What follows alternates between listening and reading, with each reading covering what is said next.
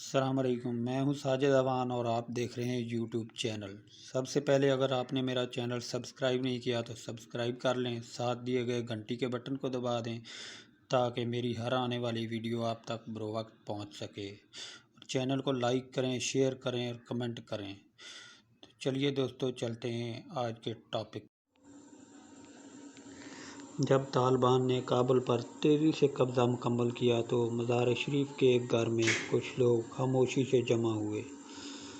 مہمان ایک ایک دو دو کی ٹولیوں میں آئے تاکہ لوگوں کی توجہ ان کی جانب مرکوز نہ ہو۔ یہ اغیور برادری کے حمایتین تھے، ان کے ساتھ خاندان کے افراد بھی تھے اور کچھ لوگوں نے دوسرے شہروں سے اسکائپ پر شرکت کی۔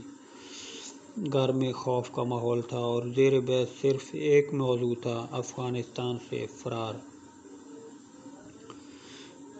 ایک معمر شخص نے ترکی میں برادری کے کارکنان کو فون ملا کر مدد کی اپیل کرنا چاہی۔ پہلے ایک شخص نے فون ہی نہیں اٹھایا، دوسرے نے فون اٹھا کر کہا اس سے جو ہو سکا وہ کرے گا، مگر اس وقت اس کے بس میں کچھ بھی نہیں۔ گھر میں موجود لوگوں نے فون کرنے والے سے کہا کہ وہ کال ملاتا رہے مگر کوئی اچھی خبر نہیں آئی۔ آخر شام کو مہمان اسی محتاط انداز میں وہاں سے روانہ ہوئے جس کے ساتھ وہ وہاں آئے تھے۔ وہ پہلے سے زیادہ پریشان تھے۔ اس ملاقات میں شریک ایک شخص نے بتایا کہ اس وقت ہماری مدد کرنے والا کوئی نہیں، ہم خوفزدہ ہیں، سب لوگ خوفزدہ ہیں۔ لاکھوں افغانوں کی طرح ملک کی اغیور برادری بھی اس ہفتے ایک نئی حقیقت کا سامنا کر رہی ہے۔ اب طالبان اقتدار میں ہیں۔ بہت سی افغانوں کی طرح اغیور برادری بھی طالبان کے زیر کنٹرول ملک میں خوفزدہ ہے، مگر انہیں ایک اور خوف بھی ہے، وہ ہے چین کے اثر و رسوخ کا خوف۔ چین میں تقریباً 12 ملین اغیور بستے ہیں، جن میں سے زیادہ تر شمال مغربی صوبے سنکیانگ میں ہیں۔ 2017 سے مسلمانوں اور دیگر اقلیتوں کو چین میں بڑے پیمانے پر گرفتاریوں اور تربیتی مراکز، جو کہ اصل میں حراستی کیمپ ہیں، ان میں ڈالے جانے کا سامنا ہے۔ ان کیمپوں میں انہیں جبری مشقت، قید، نگرانی اور کچھ لوگوں کے مطابق تشدد، بانجھ پن اور ریپ جیسی چیزوں سے گزرنا پڑتا ہے۔ چین متعدد بار ان الزامات کی تردید کر چکا ہے اور اس کا کہنا ہے کہ یہ تربیتی مراکز ہیں جو شدت پسندی سے نمٹنے کے لیے بنائے گئے ہیں۔ ان افراد کے شناختی کارڈ پر اغیور یا چینی پناہ گزین لکھا ہوا ہے۔ انہیں خوف ہے کہ اگر انہیں چین امریکہ کے جانے سے خالی ہونے والے خلا کو پر کرے تو اس صورت میں انہیں نشانہ بنایا جا سکتا ہے۔ کابل میں ایک اغیور شخص جس کی عمر 50 سال سے زیادہ ہے، اس کا کہنا ہے کہ اب افغانستان میں اغیور برادری کا سب سے بڑا مسئلہ یہی خوف ہے۔ ان کا کہنا ہے کہ ان کا خاندان طالبان کے کنٹرول سنبھالنے کے بعد سے گھر سے باہر نہیں نکلا۔ ہمیں خوف ہے کہ طالبان ہماری آمد و رفت کی نگرانی میں چین کی مدد کریں گے یا وہ ہمیں پکڑ کر چین کے حوالے کر دیں گے۔ افغانستان میں جتنے بھی اغیور افراد سے بات کی گئی، ان کا کہنا تھا کہ طالبان کے کنٹرول سنبھالنے کے بعد سے وہ گھر سے نہیں نکلے اور رابطہ کے لیے کبھی کبھار فون پر بات کرتے ہیں۔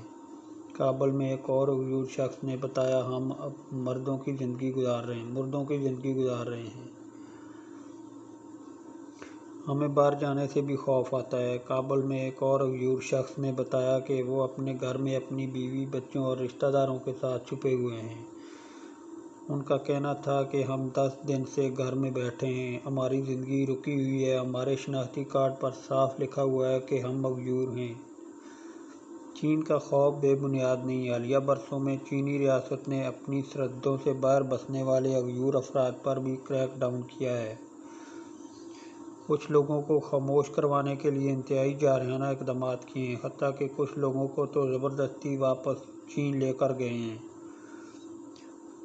جون میں اغیور ہیومن رائٹس واچ پروجیکٹ کی جانب سے شائع کردہ اعداد و شمار کے مطابق 1997 سے اب تک کم از کم 395 اغیوروں کو ملک بدر کیا گیا یا چین کے حوالے کیا گیا۔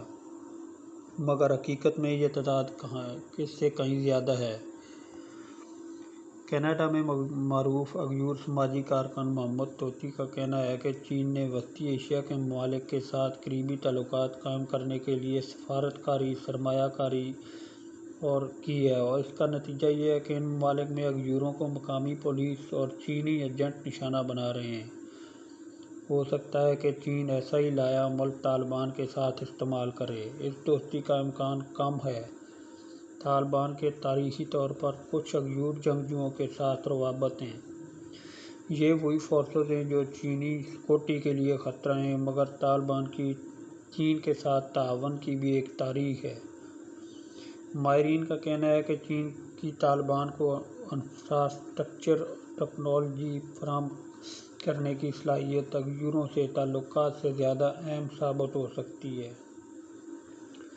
چین کے بیرون ملک اقتصادی اور معاشی روابط پر تحقیق کرنے والی بریڈلی جارڈین کا کہنا ہے کہ چین کا بیلٹ اینڈ روڈ پروجیکٹ اسے معاشی طور پر کافی فائدے پہنچاتا ہے اور بدلے میں اغیور قربانی کا بکرا بنتے ہیں۔ وہ کہتے ہیں کہ طالبان چین سے معاشی فوائد کی امید لگائیں گے، انہیں چینی سرمایہ کاری کی ضرورت بھی ہے، اور ہو سکتا ہے کہ افغانستان کے اغیور اس میں ایک بارگیننگ چپ بن جائیں۔ اغیور کیمپوں میں منظم انداز میں مبینہ گینگ ریپ کا انکشاف ہوا ہے۔ چینی حکومت اغیور خواتین کی نسل بندی اور نسل کشی جیسے جرائم میں ملوث ہے۔ جولائی میں چین نے طالبان کے ایک سینئر وفد کو تیانجن آنے کی دعوت دی۔ وفد سے ملاقات میں چینی وزیر خارجہ کا کہنا تھا کہ انہیں امید ہے طالبان افغانستان میں امن، مفاہمت اور تعمیر نو کے لیے اہم کردار ادا کریں گے۔ طالبان کا کہنا تھا کہ وہ اپنی سرزمین چین کے خلاف استعمال نہیں ہونے دیں گے۔ افغانستان میں اغیوروں کو اس ملاقات کا علم ہے۔ وہ چین کی جانب سے بیرون ملک اغیوروں کو نشانہ بنانے کے متعلق بھی سب جانتے ہیں۔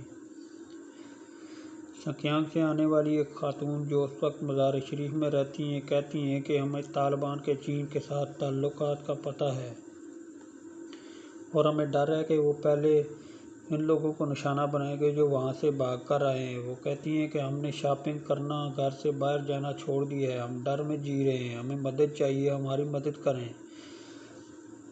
دیگر اقلیتی گروہوں کے برعکس اغیور برادری کے پاس کوئی ریاست نہیں جو ان کے حقوق کے تحفظ کو یقینی بنائے۔ یہی حقیقت انہیں طالبان کے زیر اثر ملک میں زیادہ کمزور بناتی ہے۔